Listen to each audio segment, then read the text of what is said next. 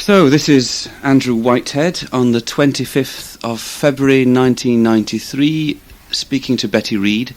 Do you mind if I ask you first of all how old you are? 77. Now, you were explaining a little bit just before we started recording about how you got involved in politics, yes. in the Labour League of Youth and yes. in Camberley, and then your husband got a job with Gollancz. And well, he wasn't my husband then, you understand. So your husband-to-be got a job with Gollancz. That's right, yes. And there you were, working for Gollancz in the beginning of 1937, yes. just as the Left Book Club was taking off in a big way. Yes. It must have been tremendously exciting. It was incredibly exciting. And when I look back, the 3 years, 1937, 1938, 1939, the amount of activity compressed into those 3 years always amazes me. It seems to me like a large part of my life still, because the acceleration was enormous. The great meetings, the whole tempo of events, and of course Gollancz himself, who was a great organiser and innovator, and with a tremendous passion for what he was doing. Give me a flavour of what Gollancz was like. What did he look like? What was his personality? What was his presence? Well, he was a portly man, baldish and grey-haired, but with a great personality that really dominated the room if he was in it, and very amusing, very witty, very passionate, very emotional, and if he liked you, nothing could go wrong. If he didn't like you, nothing could go right. That was the simple matter of it. And of course he was no communist. No, he was, well, at the time that he was in the Left, that I joined the Left Book Club office, he was already a very generous contributor to the Daily Worker, and very much influenced by the whole fight against fascism and so on. So that, yes, he was politically very much influenced by the party at that stage. But that changed later when he became quite vociferously yes. anti-Moscow. Oh yes, but that didn't change until the end of till the war, and it was related also to the fact that we, having at first supported the war, then changed our line, and this was the point at which the Left Book Club split. Before we get on to that, here's a young woman from what you were saying, quite a privileged background. No, not privileged. But lower middle class. Comfortable background. Mm. Why the Communist Party? Well, it was essentially Spain, already in Ipswich, when I was joined the League of Youth, and essentially the question of poverty. I took part in the peace ballot, and I was totally immersed in the need for prevention of war and for a change in our society. I'd read a lot. I read a lot of books. Some of my earliest influences were curiously like A.S. Neil, who wrote all the Domini books, and he was a great man for exposing the hewers of wood and drawers of water culture, you know, the people who were down and depressed and destined to be the people who did the work. And then there were other influences like that. I began to read all the basic things, and so that was really how that started. And you joined the party in 37? Yes. In London? In London. Mm. How many women were active in your local branch? Did you feel conspicuous as a woman? Oh, not at all. Not at all. At that time, I joined the Holborn branch in 1937.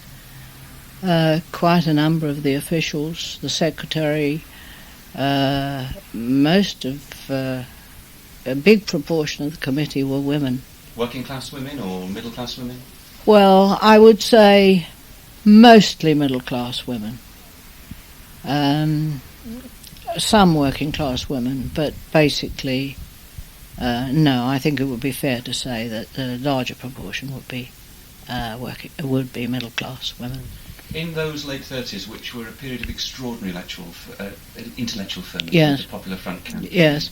when there seemed to be an opening for the Communist yes. Party, there really did. Yes. Did you feel that the party took women's issues, took what we would now call feminist issues, seriously? Well, you see, this is really very difficult, because I never found any problem.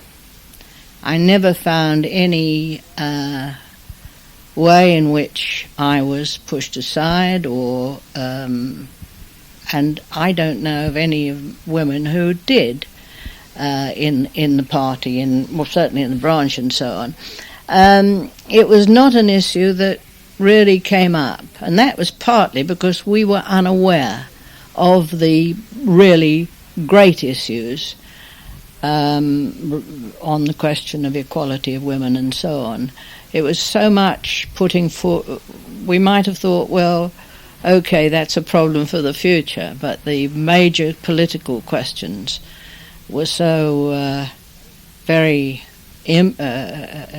inescapable that I don't really remember very much, except that there were lots of discussions on what we called women's work, and there were certainly many discussions on the need to change the attitude of men, who left their wives and went to classes and meetings and so on. And we did take that up at that early stage. There were quite a lot of general discussions on that. Because there's always been, both in the Labour Party and in the Communist Party, a lot of party widows. Yes. Women married to party figures. That's right. Who don't necessarily share in the political activity. No. Very much left at home looking at their kids. Yes, I think that's quite true. But I wouldn't say it was... there were articles in the Communist Review. Eleanor Burns was one of the women who took up a lot of questions in relation to women. But I wouldn't say it was uppermost in our mind, Did you have any women role models in the CPGB or in the international movement? Anybody that you looked up to or you got inspiration from? No, I don't think so. We all thought of Passionara and people like that, but that's hardly a role model because they're the outstanding major people. But no, I think it was very much a question of equality there in the way we worked and so on. I was never conscious of any problem like that. So you were at the Left Book Club from early 1937 until the war, more or until less. the war, until it split. Yes, until we changed our attitude to the war, and for Gollancz, it was then impossible to employ us because of our attitude to the war. But until then, comparing to what came later, what was the political temperature like for communists working with others on the left, compared to what it became in the 50s and 60s during the Cold War, for example? Well, there was still a great deal of prejudice, a great deal of hostility, especially from Labour people but on the other hand, there were enormous opportunities in Left Book Club groups where there was a really broad range of people, and where communists played their part.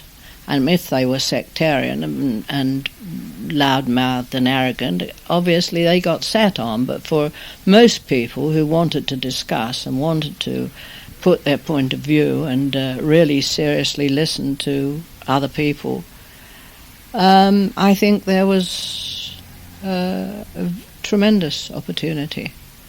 Didn't feel any problems, and that is reflected in the kind of meetings, the platform at Left Foot Club meetings and so on. And then in late 1939 there was the About Turn. Yes. While it was Yes. Shunted away, Yes, aside. that's right. How did you feel about that personally at the time? Well, I wasn't yet at King Street. I think you have to look back and see that the Communist International was tremendously powerful image for us. And I can remember walking down Charing Cross Road, and the manager of Collett's bookshop said to me, "Have you heard Pollitt's being kicked out?" And I said, "Who by?" innocently, and he said, "The CI." And that was a sort of attitude. And so I didn't know them well or anything at that stage, because I didn't go straight from the Left Book Club to the Communist Party. I'll tell you about that in a moment. So we were upset about it, but I don't think that I personally had, a great feeling about it. It was a later period, really, that I began to think about it. So, what was your progression from the Left Book Club in career terms? Well, in the I left the Left Book Club with 3 months' money. And you were more or less sacked, or? Oh yes, but I had a very fine letter of recommendation. But you were sacked because you were a communist? I was sacked because of the change in line and the fact that he was wanting to develop the club as far as he could, and he couldn't feel that the people who were running the groups were taking a line against the war. How did you feel? Because after all, this was coming at the end of the Popular Front period when you were all pitching in together. Well, you see, I'd had innumerable discussions with VG over many, many months, really since Munich. We'd had many, many political discussions, and I knew him very well and knew his position. And so it wasn't out of the blue. It was really... he used to write letters to me, and it was a great. It was not pleasant for him either, and of course my husband went too, and John, who's got various qualifications, simply went into swatted up his biology and became a biology master and wrote books at the same time. But so then I thought, well, something will turn up, and there was then the London Aid Spain Council, and an architect called John Wilton was the secretary, and he resigned, and they asked me to be secretary. I can't remember who, but anyway. And we then changed the name from the London Council for Aid to Spain to the London Council for Anti-Fascist Aid, because by that time the Spanish situation had changed, and the organisation was concerned with raising money, sleeping bags and so on for internees in the Isle of Man and so on, refugees. And so that became, shortly after that, became the National Council for Democratic Aid. And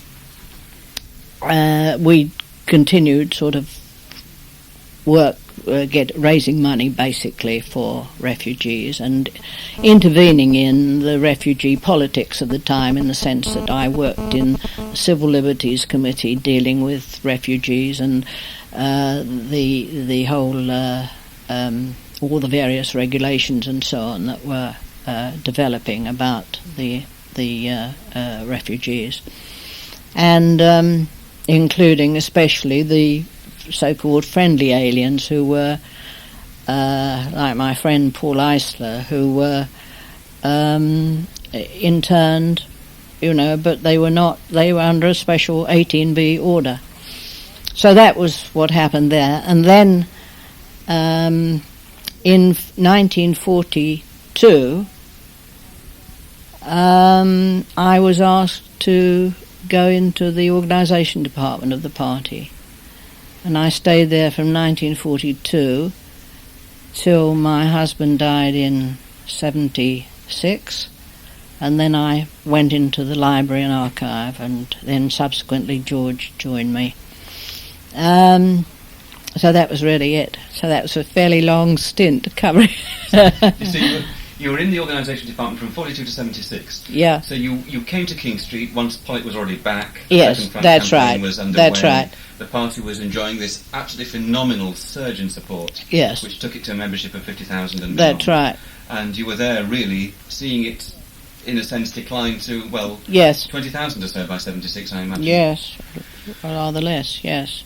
And you knew, obviously, all the characters. And Harry Pollitt is obviously the key character. Yes. Now, people I've spoken to about Harry Pollitt say he was a great orator, he was bluff, he was popular, he had the popular touch. He was widely revered by the membership. On the other hand, they say he was a bit of a bully sometimes, and he probably didn't stand up enough to Moscow. But, I mean, from your point of view, both personally and as a party leader, how did you regard him? Well, I think there was no question of him standing up to Moscow. I think it's perfectly true that such was the reverence that was felt for Moscow and for the line, that although there are, I think, documented occasions when he did fight on the issue, I think that he was very much influenced by the past and so on. And although he had a shrewd and critical attitude on many things, but as a British leader, I agree he was a great orator, and he was, well, the party centre seemed dead without him. When he was away, you know, it was quite different. He had a remarkable personality, a great warmth, a great humanity. I found him a man of tremendous attraction as a. I mean, he was always able to understand human problems. In no way an aloof or a political machine. And he would be really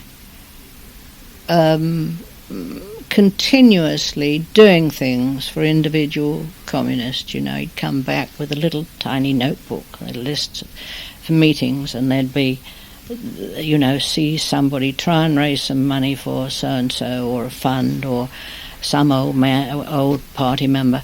And, you know, he the children also, my children always got postal orders on their birthdays, you know, and this was a sort of standing joke of Harry's postal orders and dates of birthdays and so on. So that, but he did command great authority and great respect. And very much a working man. And very much a working man with working class ethics. You know, you never saw him unshaved, or he was always spick and span and well dressed, and all the usual things you have to say about a Boilermaker. And he was a great. He had great empathy for people working in and so on. You obviously liked him. I liked him. Yes, I liked him very much. I had great respect for him, and I think he was a great human being. Do you think that was the general perception within King Street and within the party? I would think so, yes. I would think largely so. If we talk about perhaps Amanor Squeeze, I'm tempted to say, but Palm Dut, different kettle of fish. Totally different, yes. Well, I think Dad had the... it was really thought about him that he reacted to every breath of Moscow. You know, he found arguments.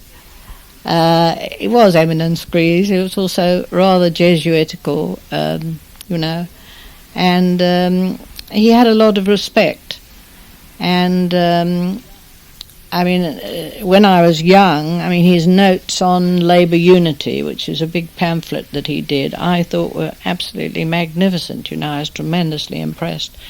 But as I got older, I found that I thought that he was very what's the word I want? Difficult to fathom what his real intentions were in political discussion, you know. Would you say you liked him? Well, he made me his executor, so I had all the job of clearing up his. No, I respected him at that time, but I didn't have any personal feeling for him in the way that I did for Harry.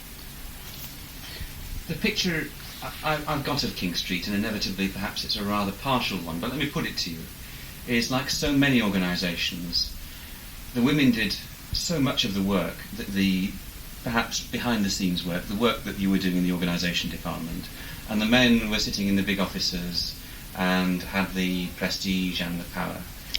Well, I don't think that's entirely true. I mean, for example, I shared a room with Peter Kerrigan, who was the national organiser, until I went to have my children. And I was party to all the discussions and so on that took place in his room. I never was had any great. I mean, I was a backroom person essentially. I was concerned with administration, with personnel, with the rules, with congresses, with all the kind of things that you know, a background. So it is true that I was very much a backroom person, but not excluded in any way from whatever discussions came up. And if you think of King Street, there were just as many men in secondary positions as women, I think. But there were no women in the top positions. No, that's right. Absolutely true. Absolutely true. Do you think, with hindsight, that was a mistake? Oh yes, I think that. But I think it was historically inevitable, really. I mean, the point is, you can't now extrapolate the all that's gone into the fight for equality of women and so on, and the attitude.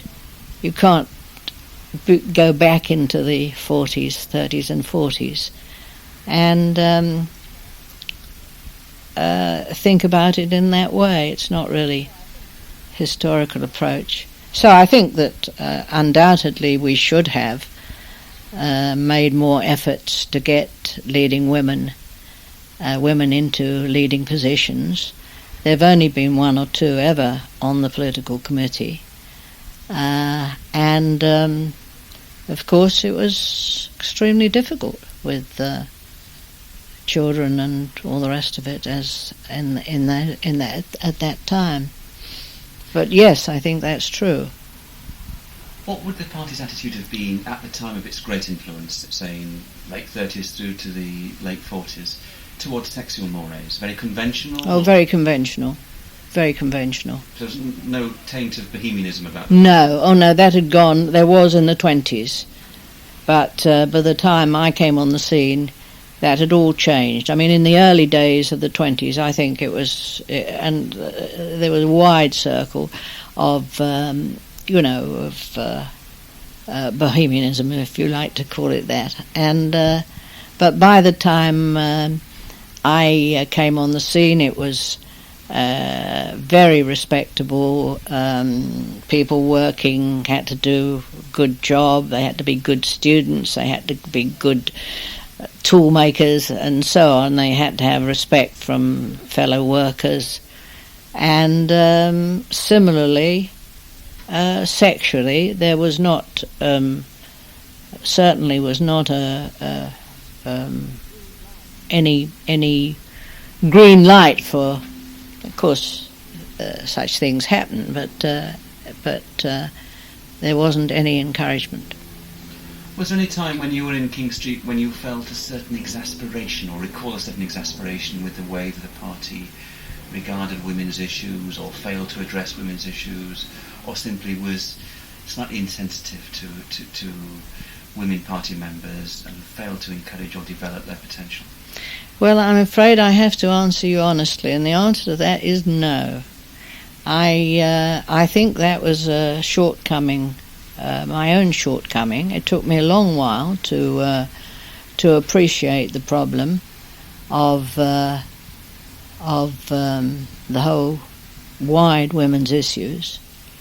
But at the time, my efforts were so much on the main issues coming up that it may even be that it would be fair to say that perhaps I considered such things a diversion at the time. I'm not proud of that. I think it was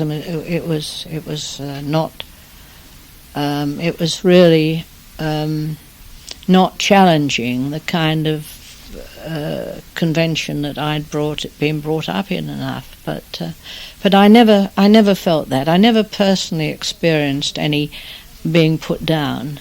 Never. I didn't regard myself as the tea girl or the dog's body. Never had that experience at all. Had a lot of responsibilities. And as I say, I was inclined to think, if I thought much about it, I was inclined to think it was a bit of a diversion. But as I say, I wouldn't hold those views now. Let me put to you what I mentioned to you when we were chatting before we were recording about the story that Frida Brewster Oh, yes. Which, in a nutshell, to encapsulate her story, it was that there was a spy in King Street who was a rather glamorous young woman with a foreign name, and she was basically saying that you in particular were deeply suspicious about her. But Harry Pollitt and some of the men who worked there were rather taken by her, and initially at first dismissed the suggestions that she was something other than she seemed. Now, what's the true story? Two things have been mixed up. I think she was referring to an incident which happened prior to my going to King Street, which was the famous time when Percy Glading was imprisoned. Now, I think at that time there was the beautiful Olga Gray, I think she was. And I think she did work for Harry at that time, and I think it may well be that she was successful in the men liking her and so on. So I think that was the incident Frida was speaking about. And that I haven't any personal recollection of. I only know what I've read and heard. And of course it's been often referred to in the various books by Nigel West and so on. Anyway, that was the Glading thing. The second thing was the fact that I was rung up in the 60s, and this girl, Betty Gordon, said hello, and I said, "Oh, I'm glad to hear from you. I was wondering what had happened to you. I hadn't heard from you since you went to Australia or something." "Oh," she said, "no." So we chatted, and I said, "Oh, nice to hear from you." And then a day or so later she rang me again. She said, "Betty, I had something to say to you when I rang before. Do you know how I came to work for you?" And I said, "No." "Oh, Christ. where are you? So she said, I'm in Cambridge. So I said, well, I better come and see you. So I went to see her, and and she had been working for you in the organisation department?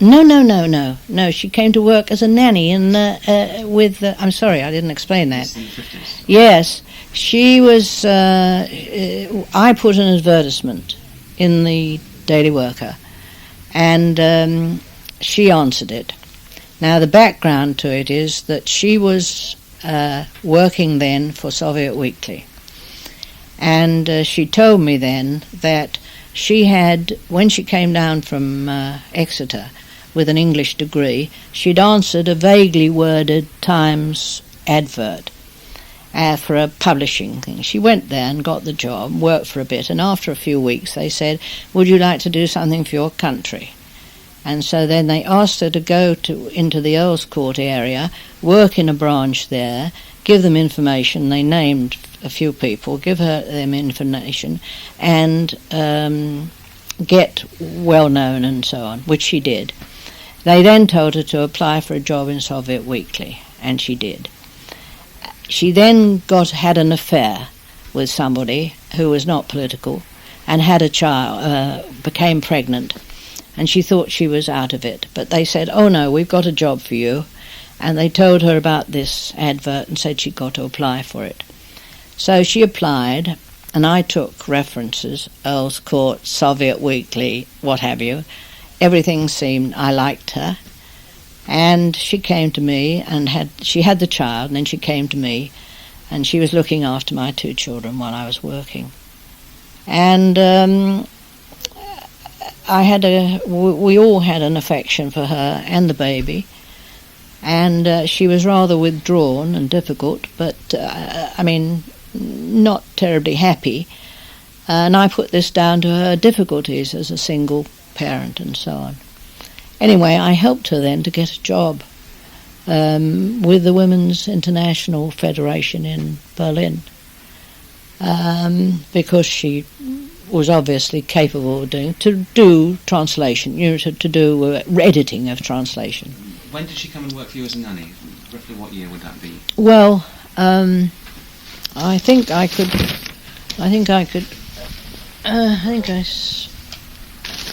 it was in the 50s.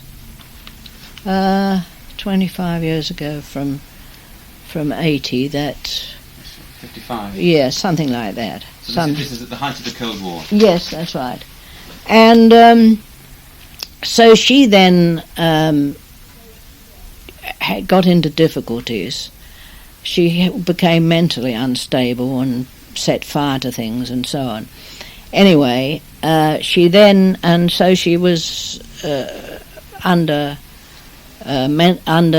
supervision, and she read a review of in the one of the weekly colour supplements of this girl Jane Miller, whose book has just been released, and she was furious because she'd signed the official secrets thing, not to say anything. Why should this girl get away with it, and she not. Anyway, she was in a hell of a mental state. She said that we'd been the only people who treated her decently, and that she was bitterly ashamed of what she'd done, and she hated all the MI5 people and so on. And she then said that she was going to the newspapers. So I naturally said, well, I don't think that's really a very good idea. It's going to cause you a lot of problems. But eventually she went, and Barry Penrose and company did a great spiel, and all the papers had this great thing about it. So that was really the story. And how long did she stay as your nanny? About a year. So MI5 went to a great deal of trouble to get an agent as your nanny? Yes. Rather flattering. Well, they wanted keys. I had all the master key and material, So this wasn't gossip they wanted access? They did, yes, they wanted access. How do you feel about having... Oh, I was very upset, of course. I mean, the girl, she sends me Christmas cards and birthday cards and writes to me from time to time, and what can I do? She's not in a... So I've never taken it out on her. It's just typical. But of course, I was rather glad my husband wasn't alive when it came out, because he would have been very upset, because he was, he was very good to her, and we helped. We thought we were doing a good turn to somebody with a child who'd got nowhere to go, Did she tell you exactly what she did in terms of what the spying involved? Well, she said that she had been asked to get keys, but that she refused. Whether that's true or not, I don't know, but she wouldn't have found it very easy to get keys. Keys to King Street? Keys to King Street, yes. And apart from that, it was information. I mean, I had meetings in my house, and occasionally some of the international people, in the daytime wanted a place to meet. I mean, parties from other countries and that kind of thing. And so they may have been interested in that, but certainly there was nothing at home that was particularly vulnerable. It was just a good old MI5 waste of time, really. I mean, I didn't find her particularly inquisitive about what was happening. We didn't discuss. I mean, she would have seen... I mean, she came to my parties, where a lot of party people were there and so on, but not... I think it was just a possibility for them. And whether they got keys or not, of course I can't tell. Would she be after things like gossip, which could be used to blackmail senior party members, that sort of thing? I don't think so. Well, there certainly wasn't anything in our house that... no, I don't think so. Would she have met Harry Pollitt and Palm Dut and people of that No. She might have met Harry. I doubt it, though. I can't remember whether he came or not. Sometimes they did. But she wouldn't have met anybody. We were too busy, with young children. It was not exactly once I got home. It's a strange story in a sense, isn't it? Because of all the people that you would have around you, the person you'd least likely to expect to be an MI5 plant is your nanny. That's right. There are lots of... Ferdinand Mount was very funny. He did an article in the Evening Standard saying, what was she doing with a nanny anyway, and did a long story about wheeling a pram in Kensington Gardens and drops, He was quite funny. But the press, I mean, I got a pile of papers, all of them doing it and writing it up and so on. But, no, I don't think there's... Although... was it Rothschild said that in an interview that they'd got a lot of useful information from her? Well, they would, wouldn't they? I would say that. No, I was sorry really for the corruptness of the girl. It's very... to go into somebody's house and be treated kindly and given your child helped and so on it's rather corrupt. Anyway. But they must have targeted you as a key person to get access. Yes, because I had the administration and the keys and the personnel things and so on, although I didn't have personnel stuff at home, but I was concerned with, and also with security, really. Part of my job. Security, you mean protecting the party? Protecting the party, yes, informers. That's right. So. And that was no doubt a perennial problem, and we know from spy capture and things like that. Yeah, sort of tricks indeed. Went on to bug King Street. That's right. Yes, well, of course you've heard about our famous bug. I have, but tell me about it because it's a good story. Well, yes. Well, there was a Frank Jackson, old building worker. When we moved into King Street, he used a lot of the old mahogany frames to put up things, and one of the things he built was a dais at the end of the hall with a big mahogany surround, very forbidding-looking thing, and we decided to have the room decorated at some point and take this erection down. And when this was done, one of the workmen came out and said, "Look here, what we found." And in the leg of the surround of the dais at the platform end was this long bug, which I think is in the same paper. We've got a photograph of George Matthews holding it. I know. George has still got it, I think, hasn't he? I think he has. Yes, that's right. No, perhaps it's not in here. But anyway, that's what.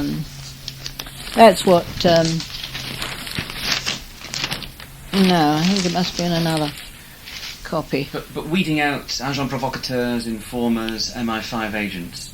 Well, weeding out is a little emotive. I mean, I think that it was from the other end that the other approach was that people who we put into full-time positions and so on, we hoped were reliable and so on. So I don't think I would describe my activities as weeding out exactly, but having a mind to this. And there are all sorts of stories, and there's one story which I've heard repeated, that at one stage there were 3 informers on the political committee, none of whom knew that there were any other informers on the political committee. Yeah, I think that's all. I mean, nobody knows, do they? I don't think there's anybody with any information of that kind. Did you actually try the other way round? Did people come to you and say, "I've been approached by MI5"? I have had people do that, yes. In that case, did you suggest they played them along and fed misinformation? I didn't really know, because my experience is that that's not really very, very reliable. There was we've had a number of examples. We got a returned letter which had not got to the people that it was supposed to, which made it clear that the chap was giving information. And there was a chap in Kent who was approached he was a delegate to the Congress, and he was approached, and I can't remember now how we found out about this, but there have been, twopenny halfpenny cases all along the line. But nobody inside King Street that you're aware of? But nobody in King Street that I'm aware of. And, I think that it's very unlikely that it's anything but... I'm not saying there couldn't have been, but I think it's very unlikely that anybody knew. Certainly not. Hello. Oh, hello. So I think that's really the situation. Of course, in the early days, it was even worse. I mean, they changed meeting places and had policemen under the conference hall, and so on, all ludicrous. But not in my time. It's more. Do you think there was a certain paranoia within the party? I mean, I'm thinking of Edward Upward's books, and when he gives this account of being accused of being in the pay of the Yugoslav embassy at one point. Well, yes, I wouldn't regard Upward as... I think he was paranoid. I mean, this China business and so on. I didn't know him, but his books, I thought, were totally... I don't think that there was a paranoia in the party that way. There may have been in the early period a sort of Trotskyist, any taking the line that the Soviet Union did, with any dissident being Trotskyist or an enemy and so on. But no, I don't think... I think that went, with the Popular Front period. I don't think that there was a great deal of that, although, of course, the Trotskyists did stick out like a sore thumb in that period, because they were in opposition to everything that was being proposed by the Popular Front and by our subsequent policies. My tape is coming to the end of one...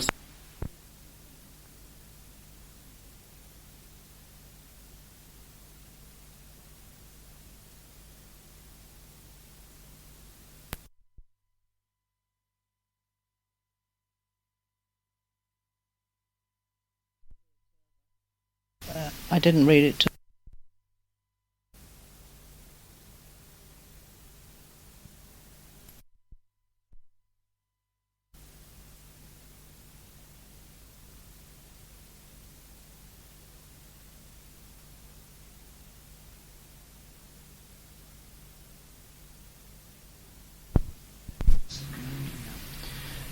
Turning back to the mainstream of your work, the organisation Yes. department, and the tremendous flurry of activity you must have had in the wartime era. Yes.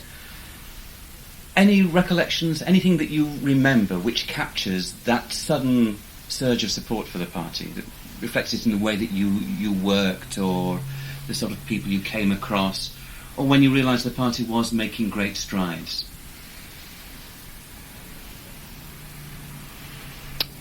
I can't really, it was nose to the grindstone rather, and it was very exciting intellectually. The discussions and debates and arguments. I used to attend the EC meetings, so all that was tremendously exciting. But I felt such a part of it that I didn't really have much time to sit back and analyse, really. I don't think I'm very useful to you on that, in that regard. Then after you've been, you were obviously well entrenched in the party by the time of 56, but a fairly cathartic year. Oh, yes. Can you remember how you heard of the secret speech? Not till the Observer. I didn't read it till I got it in Guardian or the Observer, I think. So you were actually in the centre of things at King Street, and the Observer story came as a shock to you. Well, now let me get it straight. I think that I read the full speech then, but I'd had dribs and drabs coming out beforehand because there had been some reports in the political committee. And I used to have a lot of discussions with Johnny Mann, who was then on the political committee, and I think that it was only shortly before that I heard of it. Don't forget that. A lot of people didn't believe it. A lot of people didn't believed it was a concoction, the Khrushchev speech. It took quite a long while. It's difficult, perhaps, looking back to understand the sense of shock. How did you feel when you heard the full details and realised this was not the CIA, this was Stalin speaking? Yes. And this was Khrushchev speaking of Stalin and all. Yes. Well, I think the first thing was that there was an elation, because there had been all these worrying signs, the doctor's plot and all the rest of it, and the last days of Stalin. And I think that we felt, or certainly I felt, that here was a situation where they had made a correction from within. It hadn't come from outside or force, but it had been from the party itself. And that was really what I felt about it. And certainly I was immediately and totally confident that was a period of thaw and of opening up and so on. So I think that this overtook the horror of the revelations about the torture and beatings and camps and all the rest of it. Because what it revealed was that, in good faith, all right, a lot of the CPGB's propaganda over the previous 20 years absolutely. had been based on absolute lies. And I only the other day read the interrogation of somebody got from the archives of the KGB,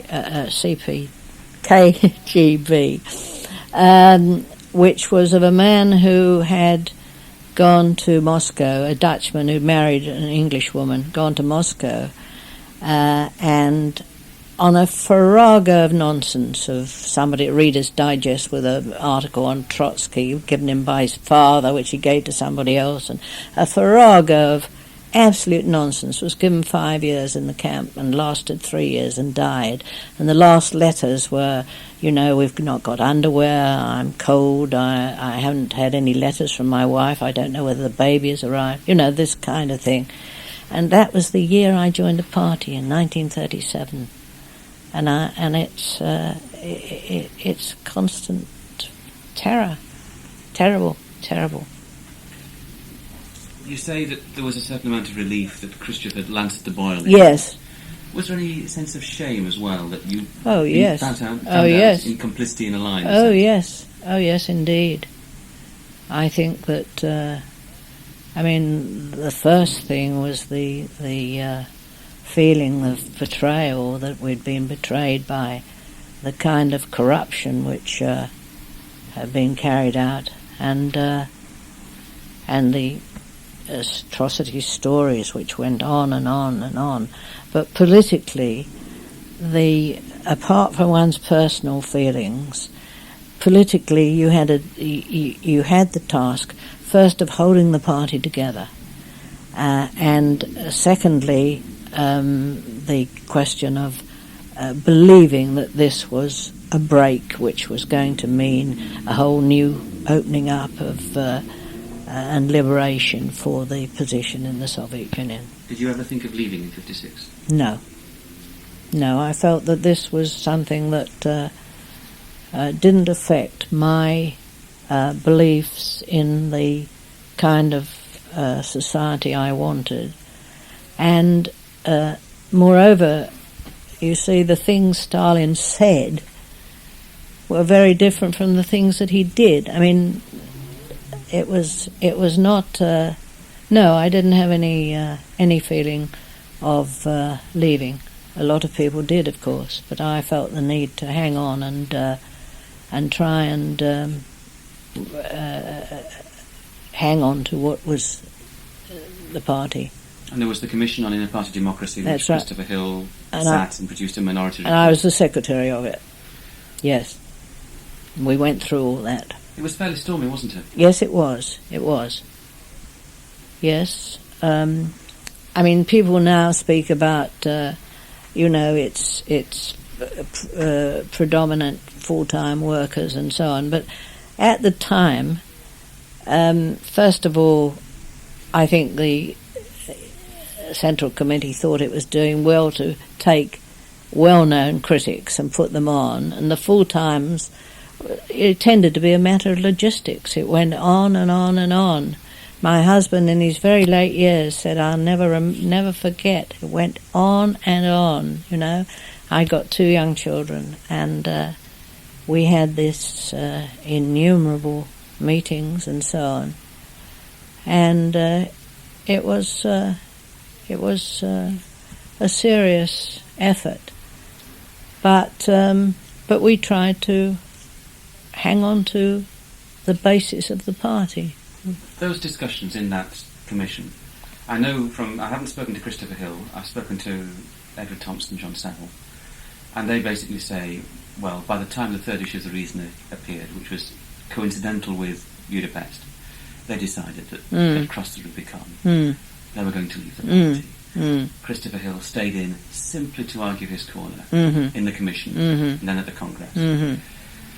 So he was staying, if you like, in a party which he had otherwise forsaken. Yes. Was that reflected in the debate in the commission?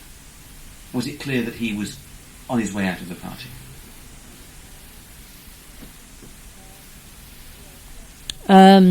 Well, certainly I didn't think of it at the time. He was on the extreme edge, it was quite clear, but no, I wouldn't say it was clear that he was already, to all intents and purposes, out.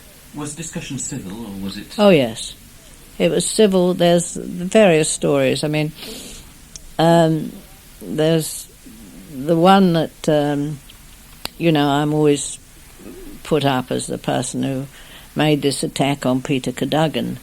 But what happened was that we came to a meeting one morning, and in the paper was in the Daily Express was a column by Peter Cadogan about the commission.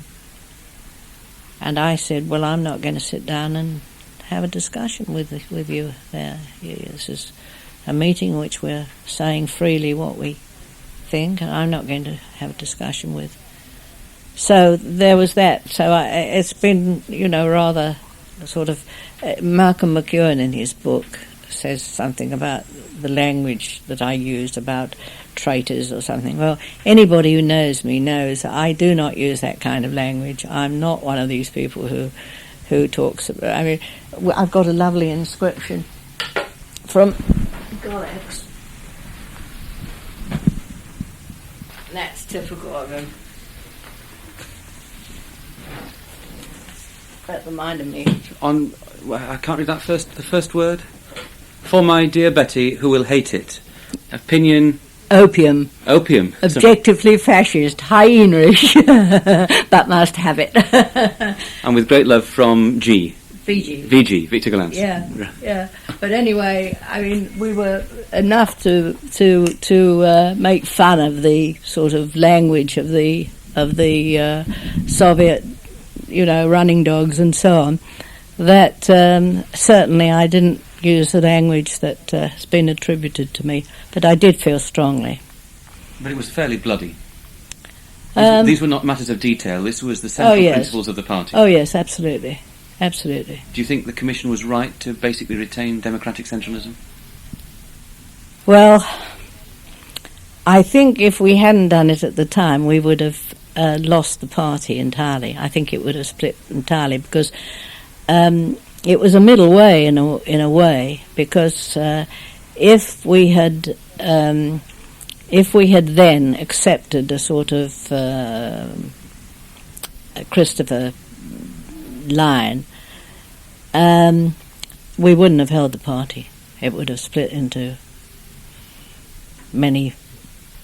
The people who had difficulty in swallowing any of it would have gone, as they did go, some of them, but the middle lot would have gone too. I don't think there's any doubt about that. So in a sense the Commission was a salvage operation?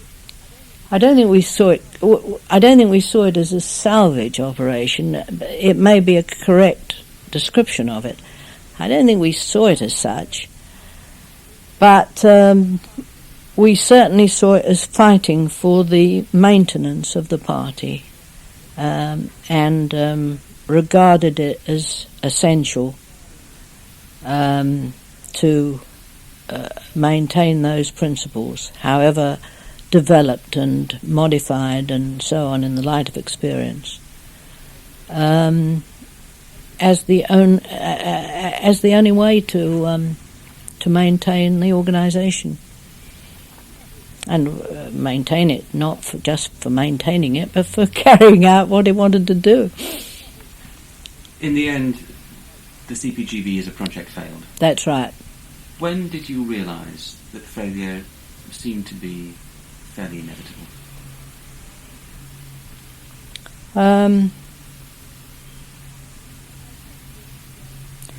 I think that quite late. I mean, I should think in about the middle of the Marxism Today period. So we're talking about what, early 80s? Yes. I didn't think then that it would break up in quite the way that it did. But I mean, it was quite clear that we weren't recruiting, that the branches were moribund, that there was no renewal, and so it was no choice. I mean, something had to be done, but I think that was fairly late on. With the benefit of hindsight, looking back, because of course during the 30s and the 40s there were moments when the future seemed to be going Yes. your way very Yes. much. Yes. Any moments which, with retrospect, look pivotal? That was the moment when, if you like, the glory period gave way to the period of slow, gradual decline.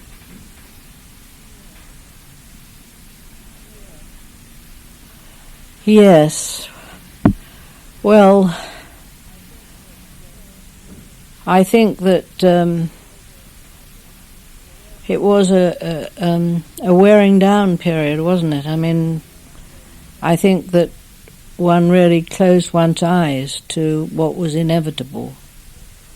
For many, many years, I think the kind of election results, the response to our policies, I think that it was really this gradual wearing down. I don't, see a pivotal moment, but I think we had to rethink, and we didn't do it soon enough. I mean, I'm not at all convinced that there is any future at the moment for any organisation of that kind. I'm not at all convinced that this is possible. So you're saying not only is the communist variety of socialism, that historical command communist variety, which is now discredited, yes, gone, yes, but you're saying that socialism as an ideology might be irredeemably soiled? Well, no, I'm not saying that. I mean, I think that if you're talking about something pivotal, of course it's the wall and the collapse of all possibilities. I mean, we initially thought that Gorbachev was going to make enormous strides and differences in the thing, but I think that it was a totally new world now,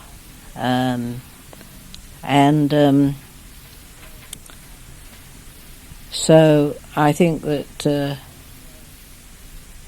I'm not saying that the general ideals of socialism are, and of course we need to do a lot more to decide what we mean by socialism, but the general principles of a more equal society and so on, I don't think that this is in doubt. It may take decades, but you've only got to look at the present situation to wonder how long people can endure the kind of policies and tragedies that are happening, and I suppose they will unless they see an alternative, and certainly an alternative hasn't been worked out. But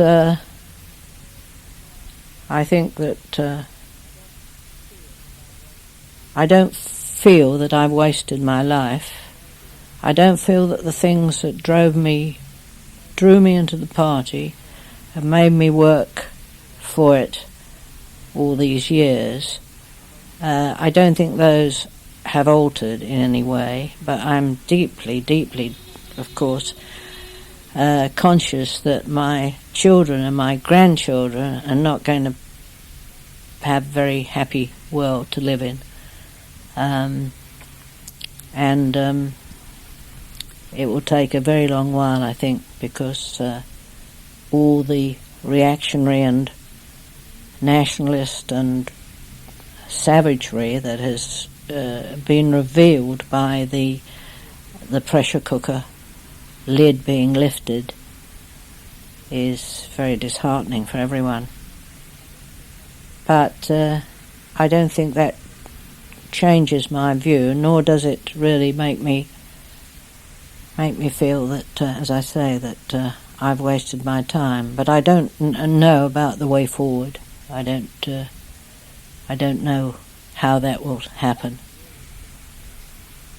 I really feel that there can only be a change through the Labour Party, but I feel the Labour Party really muffs every opportunity that it has. It does everything in just the wrong way And that includes Tony Blair and youth and crime. So it's anybody's guess, but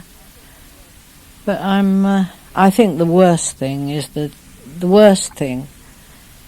is the individual injustices that have been, that thousands and thousands, if not millions of people who've experienced terrible injustice and worse.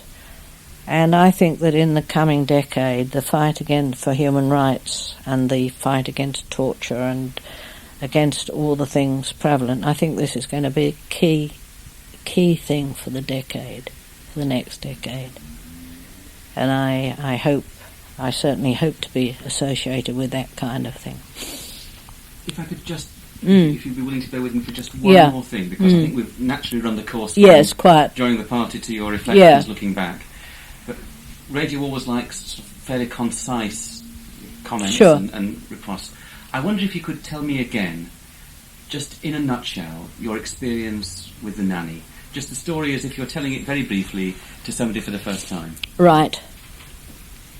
I put an advertisement in the Daily Worker and received an application. I wanted to resume work at the centre. I'd been asked to go back, and I had 2 young children. And I had a reply from a Betty Gordon, who then was pregnant and came to me shortly after having her baby and stayed with me for about a year, during which time she looked after the children in the day while I went to work, and I came back and bathed them, put them to bed and so on. And she did this with her baby. And that was all that I knew, except that we became very fond of her. She was a graduate in English. I thought that she was being wasted and that she really needed better work. And I did my best to help her get a job in the Women's International Democratic Federation, where she was improving English, rubbing up translations and so on. And that was all that I knew. Until many, many years later, in 82, when I got a phone call from her, and she chatted, and I said how pleased I was to hear from her, that I hadn't heard from her for years, and that couldn't we meet. And we had a chat, and she said she would ring me. Well, the next day she rang me, and she asked me, she said, "Do you know how I came to work for you?" And the way in which she said it, and the oddness of the phraseology, immediately put me on guard, and I said, "No, I didn't know." And then I said, "Oh, Christ."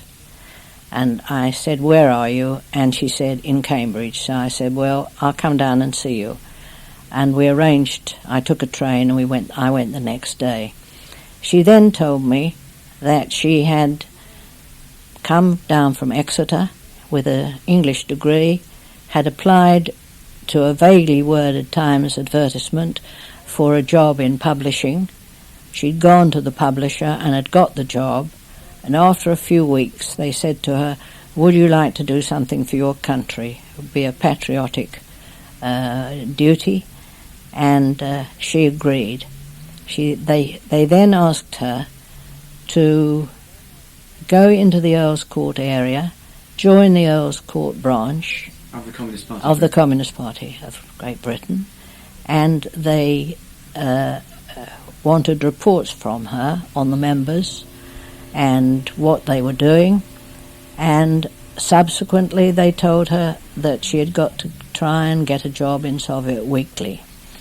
She succeeded in getting a job in Soviet Weekly, and it was from there that she applied to for my job, because she had become pregnant, and she had had an affair with a man who was not political, who was already married, and she was in a very desperate condition. She had thought that she might able to finish with the whole security connection. But in fact, they said no, this was a good opportunity. She was not to sever any connections. She was to apply for my job. So she applied. I took up her references, which were excellent.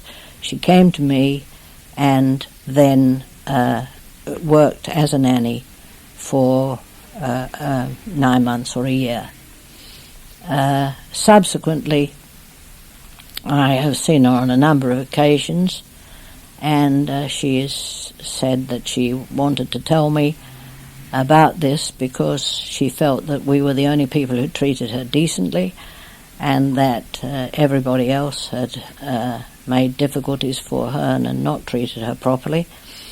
And she wanted to try and get revenge on, and she was impelled into this by seeing the report of Jane Miller in a supplement, colour supplement, who had given information about breaking into our Palm Dutch house and finding his marriage certificate under a bed in a box.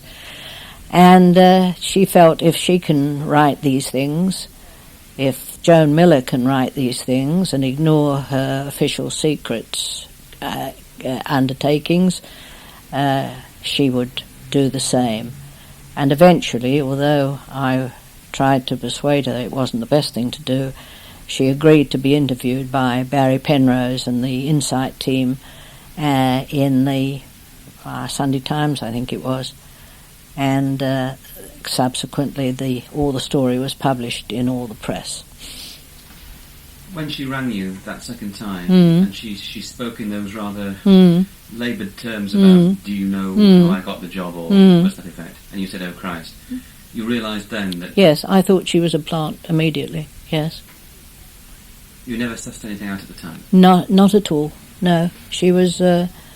we had a lot in common. She was an English graduate. I had a great interest in literature and poetry, and we had lots of discussions, and she was nice to the children, and she was a withdrawn person, not very easily accessible.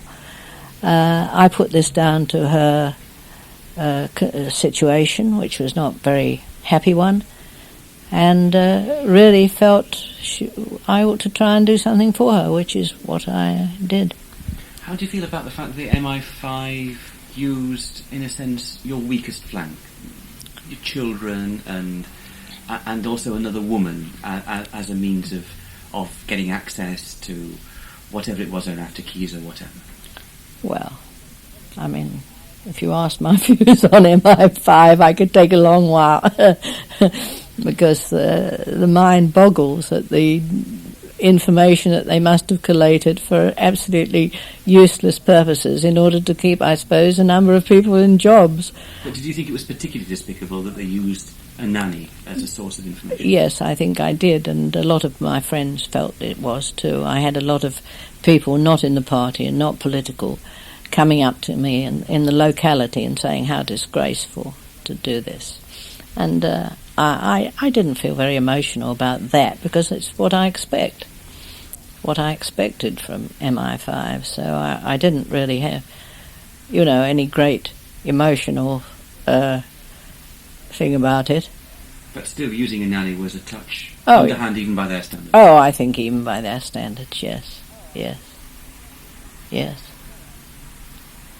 But, I mean, it's not the first time, is it? I suppose there are plenty of examples. Anyway, that was my encounter. Okay. All right? Thank you very much.